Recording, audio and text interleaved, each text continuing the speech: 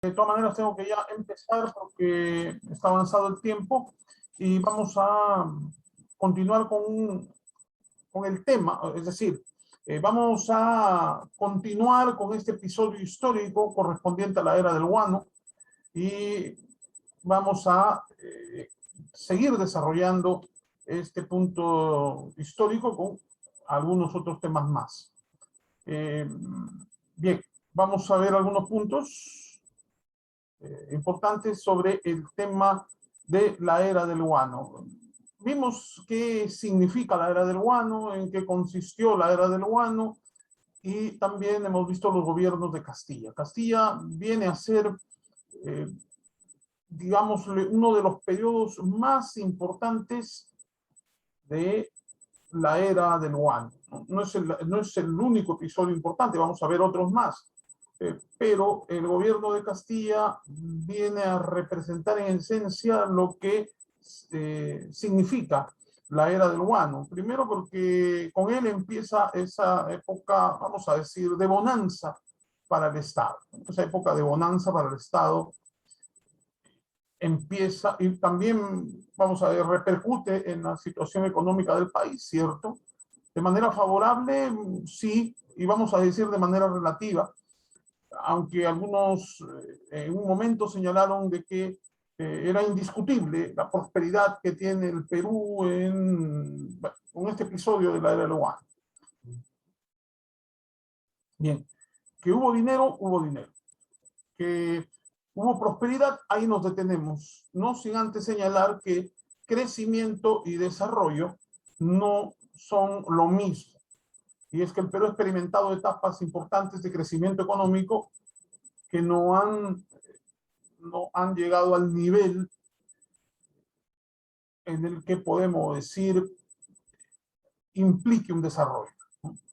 Es decir, ha sido un crecimiento económico que no ha implicado necesariamente desarrollo. Bien. Entonces, a la era del guano también se le conoce, como lo vimos anteriormente, la etapa de la prosperidad falaz. Es decir, parece prosperidad, pero en realidad no es tal. Falaz viene de falacia. Falacia es, vamos a decir así, falacia en filosofía se le conoce como falacia en términos filosóficos a aquella premisa que parece cierta, pero en realidad es falsa. No podemos hablar de silogismos, ¿no? De silogismos. Pero cuando vemos que una premisa parece cierta, pero en realidad no lo es, también decimos erístico a una suerte de silogismo, en el cual algo que parece verdadero en realidad no resulta partiendo de premisas válidas que consoliden a ese silogismo como verdad. En síntesis, fue una prosperidad engañosa. Bien. Vamos a ver algunos otros momentos históricos, pero el de Ramón Castilla es el primer gran episodio de la llamada era del guano. El gobierno de Castilla. ¿Por qué? Porque es un gobierno donde se inicia la estabilidad en el Perú. Sucede que entre 1927, con la retirada de Bolívar, un año antes, prácticamente el Perú empieza su era republicana, sin presencia de algún gobierno extranjero, de algún gobernante extranjero, con autonomía política, solo autonomía política, porque lo económico pasa por otras situaciones que luego describiremos, pero el Perú ya comienza a consolidar su nacionalidad, a consolidar la nacionalidad, a consolidar la presencia del Estado peruano comienza a consolidarse desde 1927, cuando Bolívar se va. porque sabemos que antes estuvo el protectorado de San Martín. El Perú no era tan, se liberaba de España, pero no era tan autónomo, porque pasa a ser regentada por un oficial argentino. Y luego regentada por el Perú pasa a ser regentado por un general venezolano. Bueno, se van y desde 1927 ya el Perú es gobernada por peruanos sin injerencia de ningún tipo. De injerencia extranjera, me refiero. Bien, y desde 1927 hasta 1936, 37, hay un periodo de inestabilidad. La primera etapa de la anarquía militar. Cuando fracasa en 1939 la Confederación Peruano-Boliviana, Agustín Gamarra se queda en el poder, pero Agustín Gamarra luego es depuesto y de ahí en adelante también se da una etapa de anarquía militar que termina al iniciarse, al finalizar la década del 40 e iniciarse la década del 50 del siglo XIX. ¿Con quién termina esta inestabilidad? Con Castilla. Es el primer periodo de estabilidad política y económica que va a tener el Perú. El gobierno de Ramón Castilla. Eso lo vimos en la clase pasada y ahora vamos a tratar algunos aspectos del gobierno de Castilla que no habíamos, en los que no habíamos detallado anteriormente, en los que no habíamos incidido o con cosas que no habíamos detallado la clase anterior. Entonces vamos a algunos aspectos que nos faltaba abordar en el caso del gobierno de Castilla. Bien, hablamos del gobierno provisorio de Ramón Castilla. Dice, un mes más tarde, el 5 de enero de 1855, Ramón Castilla vence a Echenique. Bien, en la batalla de La Palma, eso al norte de Lima, luego de la cual Castilla es elegido presidente provisorio o presidente provisional. Hay en este año, 1855, se libra una guerra civil entre castillistas y echenequistas. Bien, vencen los castillistas. El 19 de octubre de 1856 se proclama una nueva constitución que es rechazada por los latifundistas y provoca una guerra civil entre 1856 y 1858. Al finalizar la guerra, convoca un congreso el 24 de octubre de 1855 que lo ratifica como presidente constitucional hasta 1862. ¿Ya? Bien. Entonces, aunque acá no se le llame guerra civil, pero si hay de por medio una batalla, eso implica que hay una guerra civil primero entre Castilla y Echenique. Y luego, entre 1856 y 1858, hay una serie de enfrentamientos entre castillistas y liberales. Castilla se une a los liberales en este proceso y al finalizar la guerra termina con un pacto, ¿no?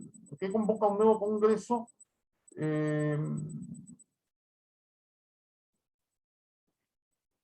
24 de octubre de 1858.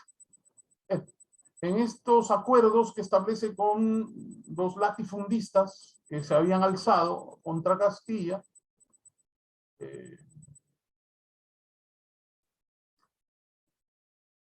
se establece un acuerdo. El acuerdo es que Castilla gobierne hasta 1868 y se proclama la constitución más longeva, la que más duró en el Perú, y lo que buscan los fujimoristas, que esta constitución actual también sea longeva. El 13 de noviembre de 1860 en el marco de los acuerdos, en el marco de los acuerdos que se celebran entre Castilla y sus opositores en ese momento, se suscribe después de este congreso, el 24 de octubre de 1858, en que lo ratifican como presidente, hacer cambios a la Constitución. Bien, pasa lo siguiente. Castilla ve que les provocó un conflicto enorme con los latifundistas. Segundo, es que Castilla tampoco era liberal. Entonces, ¿qué hace Castilla? Ni se inclina por los liberales, que le parece un tema demasiado radical y avanzado para sus pretensiones políticas, y tampoco puede estar del lado de los latifundistas, que no están con el pueblo. Eso sería estar en contra de quienes lo eligieron. Entonces busca una situación intermedia Castilla, y para 1860 promulga una nueva constitución, que sería la carta política de mayor vigencia en la historia del Perú, ya que rigió durante 60 años hasta 1820. Duró 60 años esa constitución. Pero ¿por qué cambiarla de 1856? Porque era liberal y era un tanto radical. O sea, los liberales en ese tiempo estaban a la izquierda del espectro político. De todo el espectro político, los liberales estaban a la izquierda. Para lo que era el Perú, para lo que era la sociedad peruana, esa constitución representaba muchos avances. Avances a los que Castilla no quería llegar, por un lado. Y por otro, porque lo enfrentaban a un sector económicamente tan importante como los latifundistas. Es decir, los grandes terratenientes, los que poseían grandes extensiones de terreno y que de alguna manera u otra tenían un gran poder económico. Entonces, Castilla hace también una constitución liberal en 1860, pero ya no es tan radical como la de 1800, a ver, como la del 56. ¿Ah? No es tan radical como la del 56. Esta es más, vamos a decir así, más moderada. La del 56, la de 1856, era una constitución liberal radical. Dado que no quería cambios radicales ni profundos Castilla, por las razones que ya les expuse, Castilla promulga una nueva constitución, la de 1860, a la cual le inserta ciertos cambios. Y por lo tanto podemos decir que la de 1860 es una constitución liberal moderada. ¿Ya? Una constitución liberal moderada. Se cambió una constitución liberal moderada o en tal caso una constitución liberal radical por una liberal moderada. ¿Ya? Y esta constitución va a durar 60 años, es la de mayor duración en la historia de nuestro país. ¿Ya? Muy bien, ahí ya tenemos un alcance sobre aquellos puntos del gobierno de Castilla que no pude tocar, ¿no? Hay otros más que trataremos aquí, pero vamos a incidir en el tema de la Constitución. ¿Mm? En el tema de la Constitución. Uno, ¿qué sucedió para que se promulgue la Constitución de 1856? ¿Y qué sucedió para que se promulgue la Constitución de 1860? ¿Y por qué incidir en la de 1860? Porque habla de una constitución hecha en un periodo de estabilidad política y económica. Pero a la vez esta constitución va a resultar conservadora, anquilosada, para el contexto del año, perdón, el contexto del siglo XX. En el siglo XX esta constitución, en 1820, dejará de existir para darle paso a la Constitución justamente ese año, la Constitución de 1820, promulgada en el gobierno de Leguía. Eso lo veremos luego.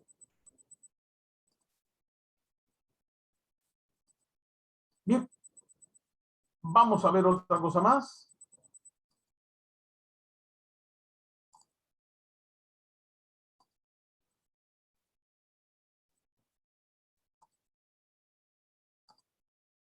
¿Quién era Rufino Echenique?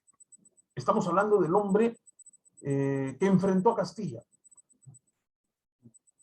durante, eh, durante esa etapa de guerra y previa al gobierno provisorio de Castilla. ¿Quién era Rufino Echenique? Quien se convirtió en rival de Ramón Castilla. Bien, en una ocasión tuve la oportunidad de leer un artículo del periodista César Hildebrand, donde lo calificaba como el presidente más ladrón. Bueno, no, yo por lo menos no sabría decir si es el presidente más ladrón, porque ha habido presidentes ladrones, ya lo sabemos, pero no podría decir si es el más ladrón, pero sí por lo menos el más ladrón del siglo XIX. No, Rufino Echenique sería por lo menos el más ladrón del siglo XIX, porque en el siglo XX también hay otros ladrones. El presidente más ladrón, a mi juicio, del siglo XIX sería José Rufino Echenique. En el caso de César Hildebrand, no establece cuestiones cronológicas, no tipifica como el presidente más ladrón. Lo cierto es que hubo una corrupción desatada, sin ninguna pudicicia, sin ningún reparo, una corrupción así manifiesta, con total descaro, la que se dio en el gobierno de Echenique. Es cierto, se dio en muchas horas, porque había dinero, y porque ya desde el gobierno de Castilla algunas se habían emprendido y faltaba que culminaran. Es decir, en materia de obras, Echenique encontró la mesa servida, se tomó el té o el café, porque ya había sido trabajo de Castilla. Bien, y algunos técnicos que él tuvo para su gestión eficientes garantizaron la ejecución de las obras que habían empezado con Castilla y algunas otras que se habían proyectado el gobierno anterior. Bien, lo que sucede es que Echenique recibe mucho dinero por parte de los consignatarios del guano, principalmente extranjeros, en el caso de la Casa Gibbs. Es decir, la venta del guano repunta, justamente en tiempos de Echenique. Al terminar su periodo, Castilla aprovechó su enorme popularidad para lanzar como candidato oficial al general José Rufino Echenique. Aunque está vestido de civil, quiero señalar que es militar. Hasta aquí, todos los presidentes del Perú son militares, hasta esta época. Estamos hablando de mediados del siglo XIX. Bien. ¿Por qué continuó las obras de Castilla? Porque era alguien que fue promovido por Castilla. Durante el gobierno de Echenique, Bartolomé Herrera, ministro de Relaciones Exteriores, estableció acuerdos con Brasil para la navegación y comercio en la región amazónica ocupada por población brasileña. Decimos, estableció un acuerdo de navegación con Brasil en territorios ocupados por población brasileña. Hay que señalar que los brasileños se pusieron las pilas poblando la Amazonía. No pasó lo mismo con los peruanos.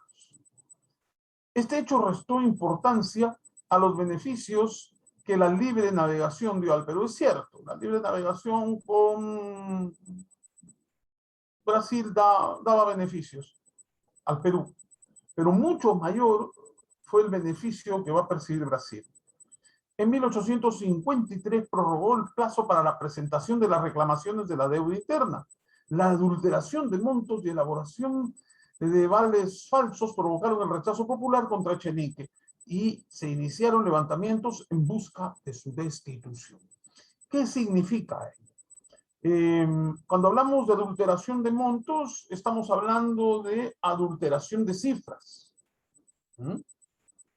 Se les adultera, se les cambia, se hace la maña con los números, como decimos. De elaboración de vales falsos, de documentos falsos, por ende, documentos falsos. ¿Qué sucede? Este es el periodo de la consolidación. El periodo de la consolidación. En este periodo de consolidación, ¿qué se hizo? Sucede que como el Perú ya tenía plata, cuando tienes plata, tú tienes que pagar tu deuda, ¿verdad? Si tienes deudas y ya tienes plata, pues piensas en pagar tus deudas.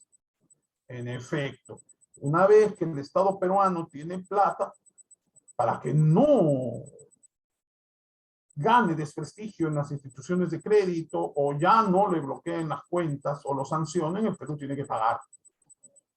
Esta vez hay plata y el Perú paga. Y una de esas deudas era la deuda interna. A ver, hay la consolidación, que es el pago de la deuda que el Perú tenía y que no podía pagar. Entonces, el Perú procede a pagar. Hay el pago de la deuda externa y hay el pago de la deuda interna. Un país tiene deuda externa y deuda interna. Deuda externa es con los extranjeros y deuda interna es con los nacionales, con los propios. Bien, y tenía deudas de la independencia. Bien, ¿qué sucede? Se llegó al extremo, en tiempos de Echenique, de que con una simple declaración jurada, por el hecho de haber dado caballos, por el hecho de haber dado sillas de montar, por el hecho de haber dado botones para las camisas y los sacos de los soldados, bueno, ni modo, por ese hecho tú firmabas un vale, un documento en el cual tú, a través de una declaración jurada que tú mismo firmabas, decías haber entregado eso al Estado peruano y por lo tanto pedías que te devolvieran. ¿Mm? De acuerdo, bueno, con todo intereses, ¿sí? Te devuelvan lo que tú has prestado. Bien, si así sea una aguja, se te va a devolver, que se te devuelva. Pero esto fue adulterado. ¿Mm? Por ejemplo, aquel que dio 20 caballos, le ponían ahí 200, es un ejemplo. Pero pasó, pasó. O aquel que ponía ahí, he dado, bueno, los botones, ya no ponía los botones. Después los botones,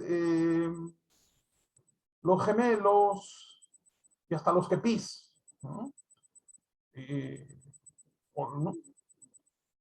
Eh, pues, me debe el Estado peruano. Y lo llenaban así, con simplemente una declaración jurada. ¿Y qué es una declaración jurada?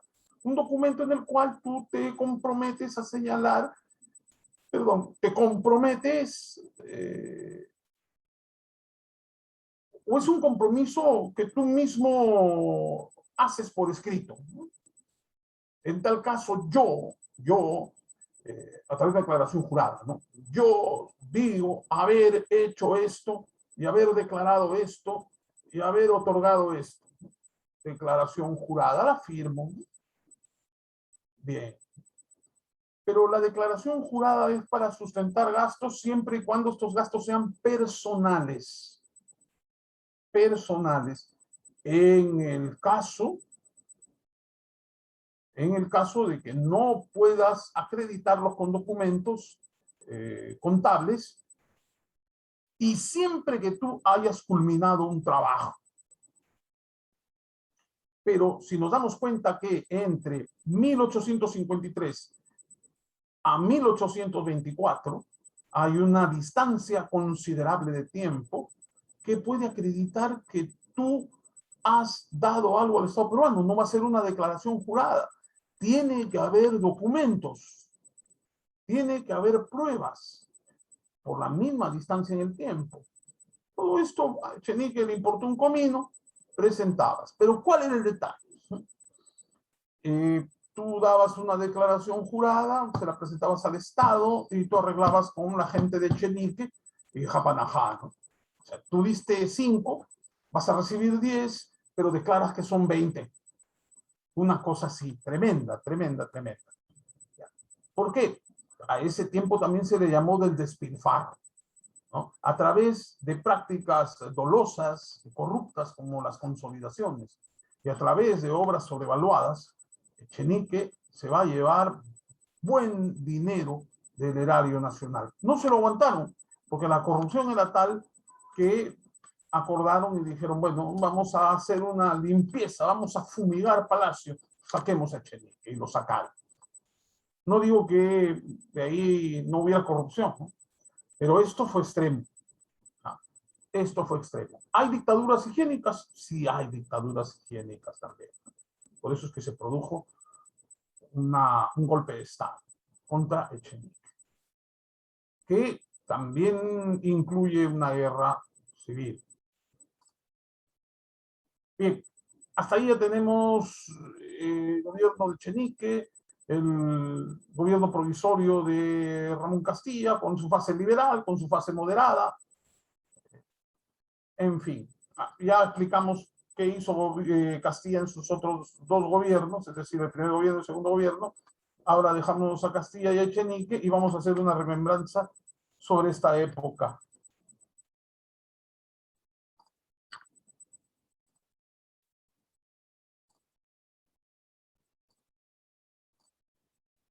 Bien. Entonces, ¿qué podemos decir? Es una etapa que va a tener los gobiernos de Castilla, Echenique y de nuevo Castilla. ¿Qué más hizo Castilla? Bueno,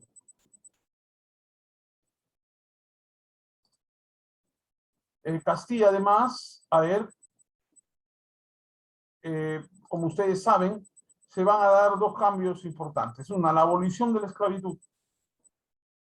La abolición de la esclavitud de los negros, de la población que afrodescendiente, vamos a decir, llegada de África, porque bueno, sí, en efecto, aún había hasta esa época comercio de esclavos, pero ya estaba en decrecimiento. Es un tiempo donde ya varios países estaban tomando acuerdos para acabar con el tráfico de esclavos y también con la esclavitud. Uno de ellos fue el Perú, pero de todas maneras hubo ahí su arreglo, ¿no? Eh, los latifundistas, dueños de esclavos, cobraron caro por esclavos que ya estaban muchos en una edad en la cual ya no, bueno, ya no eran jóvenes. Hay que recordar que San Martín firma una ley se llaman ley de vientres, ¿no? Que todos aquellos que nacen después de su de la jura de la independencia nacen libres. Y eso poco a poco fue haciendo de que la población de esclavos negros se fuera contrayendo, se fuera reduciendo. Cuando llega esto de liberar los esclavos, considerando que tampoco habían llegado muchos afrodescendientes al Perú, como en el Caribe, por ejemplo, bueno, ni modo, ni modo. No se pudo hacer más y eso aprovecharon los terratenientes para inflar las cifras de esclavos a liberar y liberados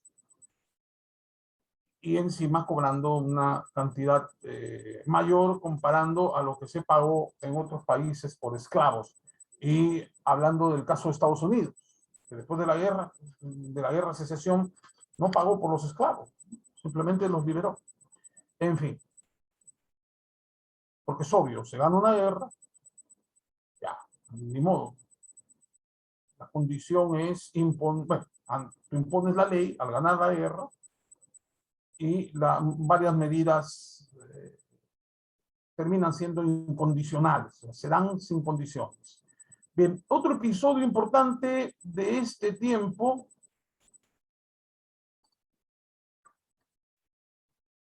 es la guerra con España. Vamos a ver esto de la guerra con España.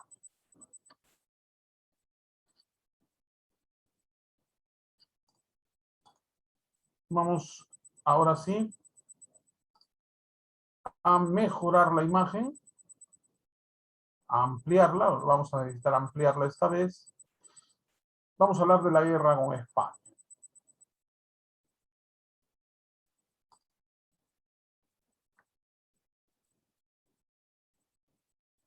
Entonces vamos preparando el material para la guerra, para ver en qué consiste la guerra con España.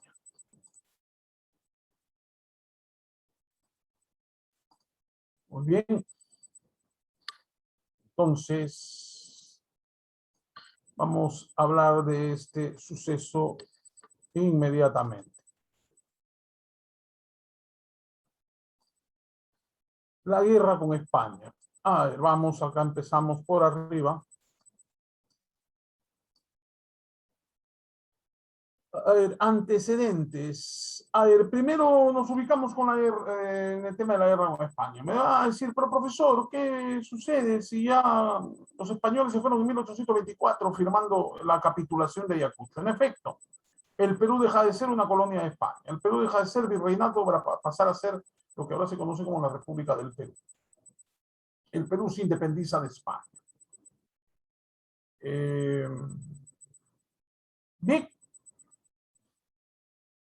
entonces, independizado de España, Perú se va distanciando de la política española. Prácticamente se tratan de dos naciones diferentes, de dos estados distintos, cada vez con más autonomía uno del otro. ¿Verdad? Ahí el Perú pasa a tener dependencia de naciones industrializadas. Eso lo vamos a ver luego. Pero ya con España hay una, vamos a decir así, una distancia en lo político, en lo económico. Simplemente se trata ya ahora de estados distintos. No del Perú que depende de España, sino de un Perú independiente frente al reino español que cada vez perdía, iba perdiendo hegemonía. Es un imperio que se iba debilitando y que ya había perdido hegemonía. Bien, pero España, el reino de España, atravesaba una crisis en el plano económico y también en el plano social, en el plano institucional. Una crisis institucional, una crisis social, una crisis económica. Bien, para estos tiempos gobernaba en Francia Napoleón III, el sobrino de Napoleón. Y él, en su intento de instaurar el segundo imperio, es uno de los artífices del resurgimiento del neocolonialismo. Artífice del surgimiento del llamado neocolonialismo. Bien. ¿Qué sucede entonces? Las grandes potencias europeas llegan a otros continentes y establecen nuevas estructuras. Ya no hay virreinatos. Hay colonias, pero también hay protectorados y también hay, ¿cómo le llaman? Concesiones. Hechas todas de manera unilateral y favorables a las potencias europeas. Se trata de protectorados y se trata de concesiones. Hablo de específicamente concesiones. Estas concesiones eran hechas de manera arbitraria, unilateral y favorables permanentemente y en su totalidad a las potencias europeas.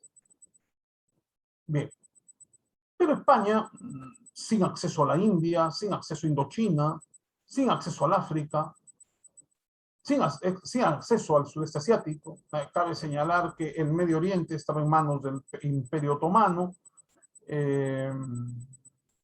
India en manos de los ingleses, la Indochina en manos de los franceses, Indonesia compartida entre ingleses y holandeses, y así por el estilo. El África se mantenía entre los portugueses y con más fuerza presencia inglesa, francesa, belga, en fin. Y el Caribe también tenía alguna presencia europea. Pero ¿qué hacer? España no tenía acceso a nada ya. Solo tenía Cuba y las Filipinas. ¿Qué hacer? Bueno, dice Napoleón, hay que volver. Hay que decirle a la gente que no es europea, que quien manda es Europa. Hablo de Napoleón III. Bueno, los franceses se van a México. Y Napoleón convence a Isabel II de ir por el Perú, o de ir por alguna parte de Sudamérica, en este caso, ir por el Perú, y los franceses irían por México. Mientras que, bueno, Inglaterra ya tenía, aún mantenía algunas colonias en territorio caribeño. Bien. Pero, ¿qué sucede? Son naciones autónomas ahora, son repúblicas. La República de México y la República del Perú. No, nosotros somos más poderosos y veremos la manera, porque ya no son territorios por descubrir, por colonizar, por conquistar. Esa época ya pasó. Veremos qué podemos tomar de esas naciones. Bueno, no fueron a conquistar México. Lo que hicieron es la concesión del puerto de Veracruz a cambio de la deuda externa. Sucede que Francia apoyó a México para su independencia y posterior a su independencia Francia lo apoyó. Ahora me tienes que pagar. Ah, muy bien. México dice, está bien, te tengo que pagar, en efecto. Deudas son deudas. Pero ya habíamos establecido unas condiciones de pago. No, ¿sabes qué? Francia patea el tablero y dice, me das Veracruz en una concesión casi al 100% favorable para Francia, totalmente favorable para Francia. Me das Veracruz, me das la concesión del puerto de Veracruz total, es decir, me das el puerto de Veracruz y, bueno, a cambio de esa deuda. Y el puerto de Veracruz era importantísimo para la República Mexicana. Era la manera de tener control sobre su economía. Esta vez el control de la economía mexicana la tendría Francia. Y ahí viene la guerra entre franceses y mexicanos. Los mexicanos terminan repeliendo, ganándole a Francia y repeliéndola. Los franceses se tendrán que ir. Algo así hicieron los españoles, pero con las Islas Guaneras. Los españoles dijeron, ¿pero qué hacen los peruanos con esas islas? Están despilfarrando, ellos no saben hacer nada. En cambio nosotros, ¿qué haríamos? Haríamos maravillas, haríamos cosas mejores. Entonces le dicen al Perú, bueno, ¿sabes qué? La deuda, de una vez, quiero que me la pagues. No, sí, te tengo que pagar una deuda, le dice España. Te la voy a pagar, pero estas son las condiciones. No, señores, me pagan ya. A cambio, si no me dan, me apodero de las Islas Guaneras. Y así el Perú se quedaba sin su mayor renta. Entonces, como ven ustedes, España y Francia, al llegar a Perú y México, España y Francia, al llegar al Perú y México respectivamente, no dan puntadas sin hilo.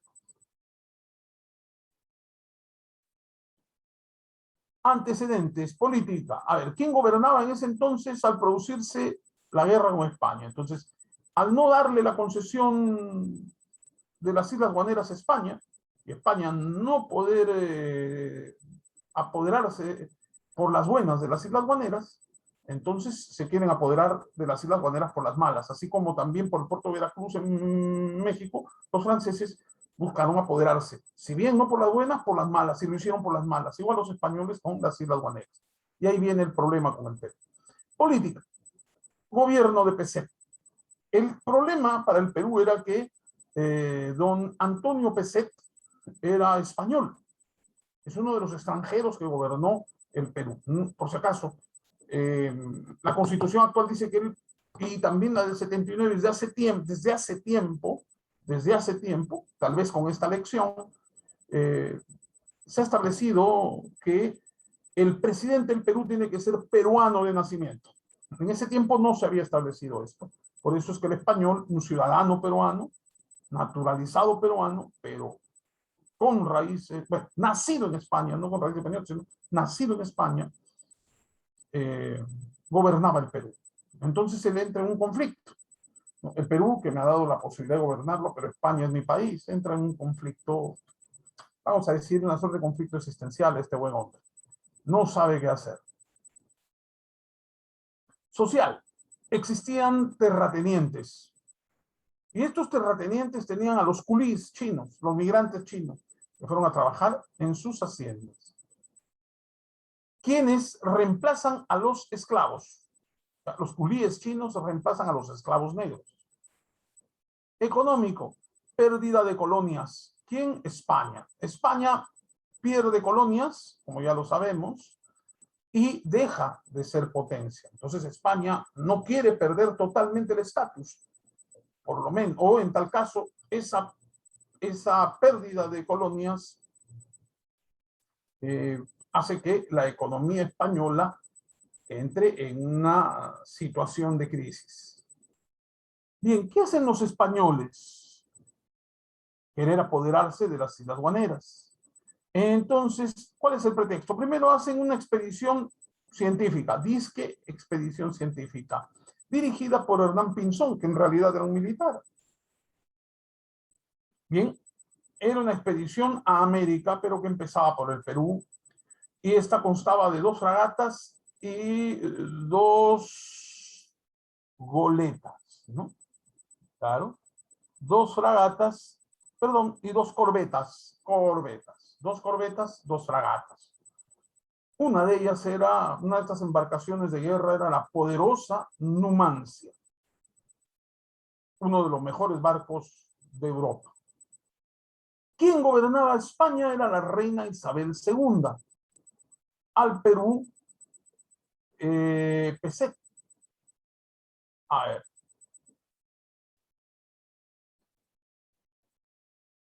Esta expedición arriba de España, o sea, llega arriba a España y llega el 10 de octubre de 1863. Y se va el, el 10 de julio, disculpen el error.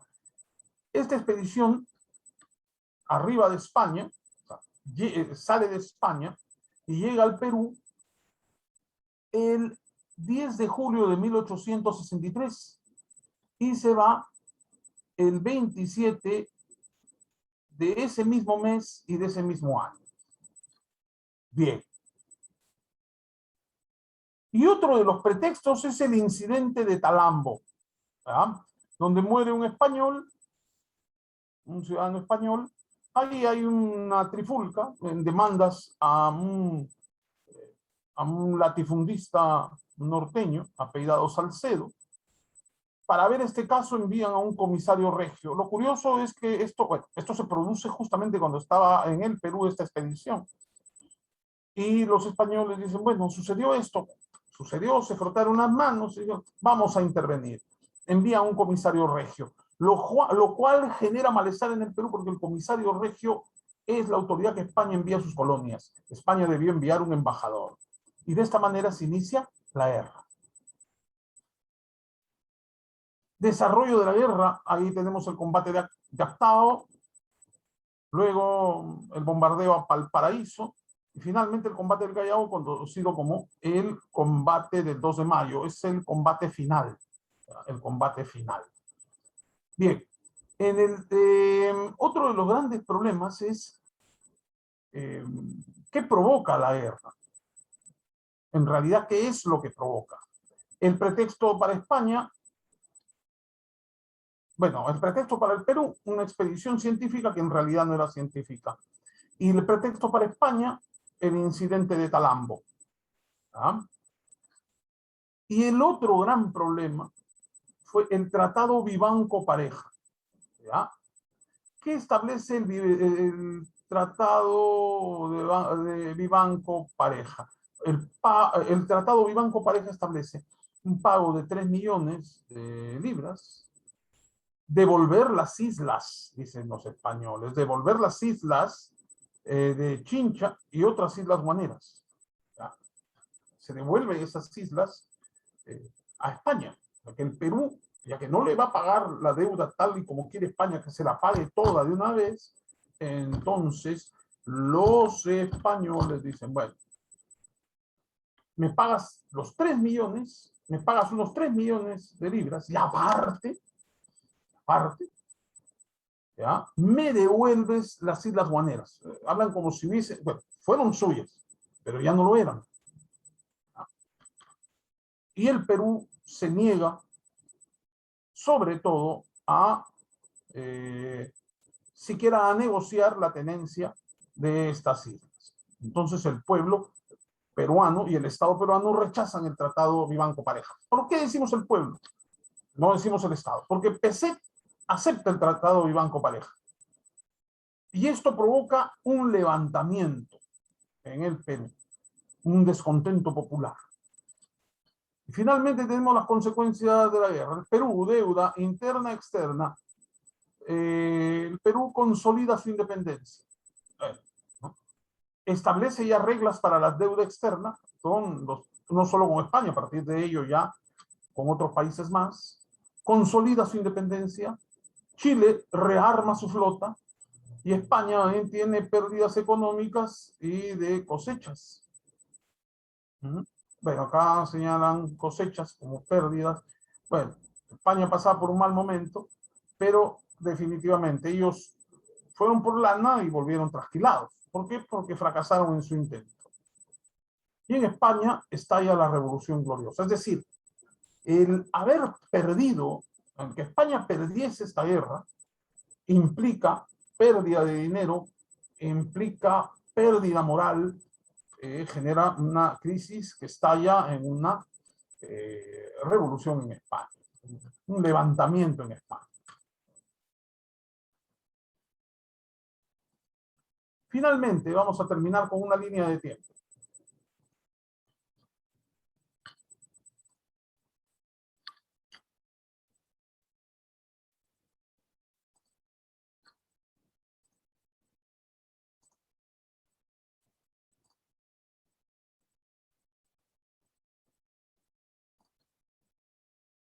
Bien, este conflicto con España tiene algunos personajes, como Hernández Pinzón, como Pareja, como Salazar y Mazarredo.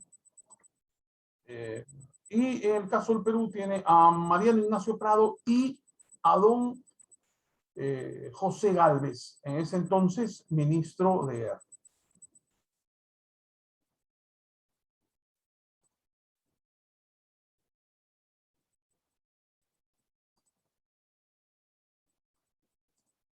Finalizamos con esto.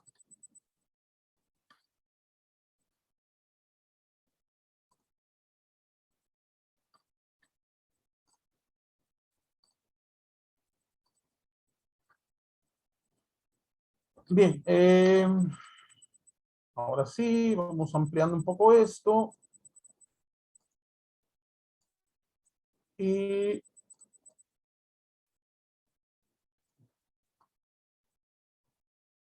conflicto con España, dice acá. Bueno, el 12 de agosto de 1863 asume el gobierno del ciudadano español José Antonio Pezet. El 10 de julio de 1863, ¿ya? La expedición llega al Callao, la expedición científica. Ah, no, perdón. Vamos por esta parte, ¿no? Un año antes, el 2 de agosto, asume Juan Antonio Pezet. ¿Ya? Está casi esta línea y acá dice 10 de julio y acá 4 de agosto. Bien, entonces está en el límite, podemos decir, el 2 de agosto asume el gobierno José Antonio Pezet, ciudadano español. Al siguiente año, en 1863, llega al Callao la expedición científica española. El 4 de agosto de 1863, en la Hacienda Calambo, en la provincia de Chiclayo, Lambayeque, en un extraño incidente muere un peruano y un colono español. Bien, esto se usó como pretexto para generar la guerra. Un incidente del 4 de agosto de 1863. Ya un año antes es elegido el señor Pezet, un ciudadano español, como presidente del Perú. Estamos en el marco del gobierno de José Antonio Pezet. ¿Ya?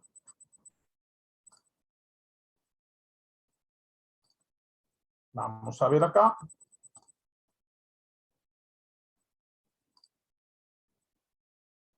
Entonces, vamos con lo siguiente.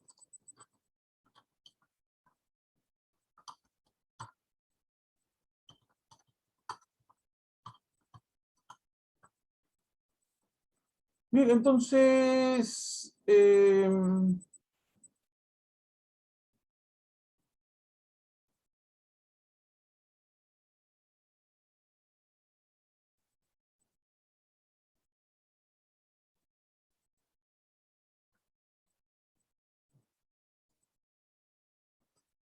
a ver, vamos definiendo esto. José Antonio Pezet.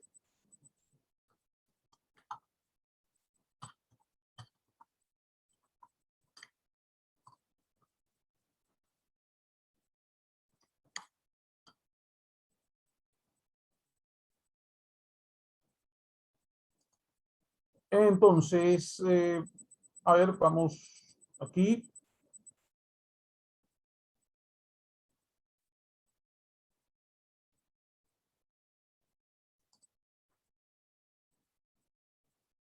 Bien,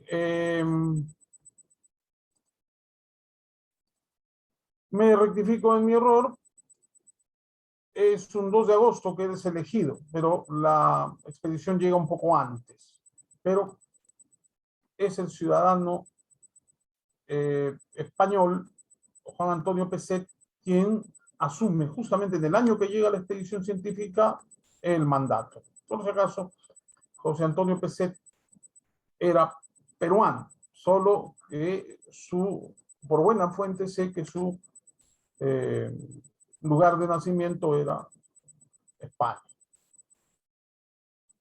Bien, el gobierno peruano no lo reconoció como autoridad y se retiró. ¿Ya? El 8 de... A ver. Pero esto tiene fecha, él se va a retirar, simplemente. Y justamente por estos tiempos ya se planea su retirada. En 1864, el 18 de marzo de 1864, llega Eusebio Salazar y Mazarredo, el comisario regio. Fue rechazado esto porque es una autoridad colonial. Bien. El 25 de enero se firma en 1865, el año después de la llegada de don Salazar y Mazarredo, el gobierno peruano no reconoce a Salazar y Mazarredo. Vamos acá, ¿no? Llega Salazar y Mazarredo y el gobierno no lo reconoce. ¿Por qué? Ya lo dije antes, era un comisario regio, no un embajador. Pezet renuncia a la presidencia en febrero de 1865, pero antes de eso se firma el tratado Vivanco-Pareja, que fue rechazado por ser lesivo para el Perú, para los intereses peruanos. Es decir, por un lado, se rechaza el tratado Vivanco-Pareja, pero antes de se rechaza la presencia de don Salazar y Mazarredo como enviado de España para negociar asuntos con el Perú, porque el Perú no es una colonia y el comisario regio para las colonias debió enviar su embajador. Bien, ante todo este problema, Pezet renuncia a la presidencia en 1865 y es deportado. Tiempo después de la firma de este tratado, abandona el gobierno. ¿Por qué? Porque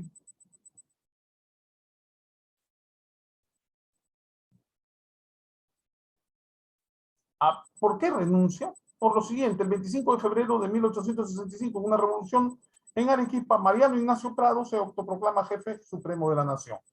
Se desconoce el tratado, se desconoce la autoridad que envía España. Mariano Ignacio Prado se subleva en Arequipa, y ahí empieza la guerra. El 13 de diciembre de 1865, Prado anuncia la ruptura de relaciones con España. El 7 de febrero se lleva a cabo el combate de Actao, en Chile. Victoria peruana.